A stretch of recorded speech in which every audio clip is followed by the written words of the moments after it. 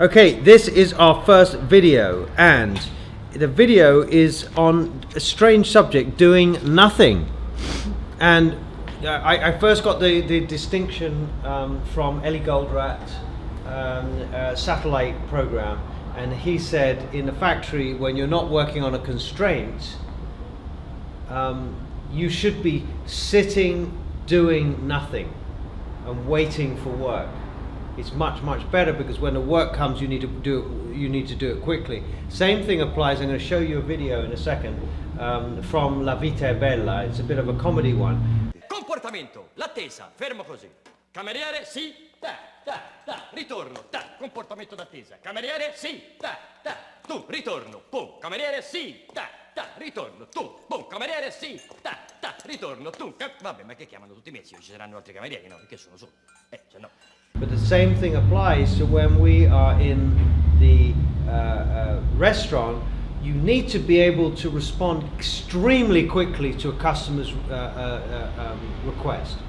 So we stand looking at our section when we have nothing to do. And if we are doing something like polishing glasses, we're just doing it so that we look busy, but actually we're there and all our attention is on the customer. Now, if I'm on that section over there, which is on the terrace, and Lucy is on this section over here, we can stand as we are now and discuss work issues during the service while I'm still looking at my section, Lucy's still looking at her section, and we're ready.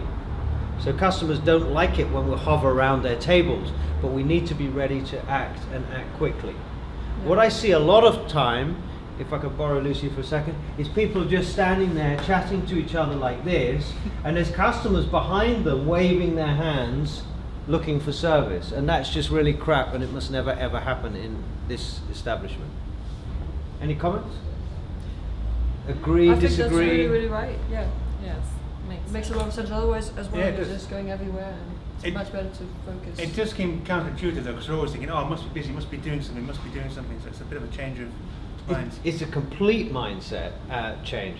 And the other thing that we discovered, of course, it's logical, but we only make money when customers are in the restaurant. So when the customers are in the restaurant, everything must be subordinated to customer service.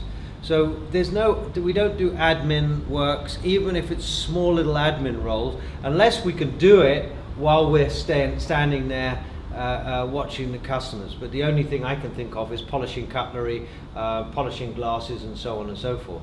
But it's anything that actually takes your eyes off the customer should not be done. And as far as sort of paperwork and those type of things, we're trying to keep that to a minimum when customers are in the restaurant. They come here to have a lot of fun. They come here to enjoy themselves.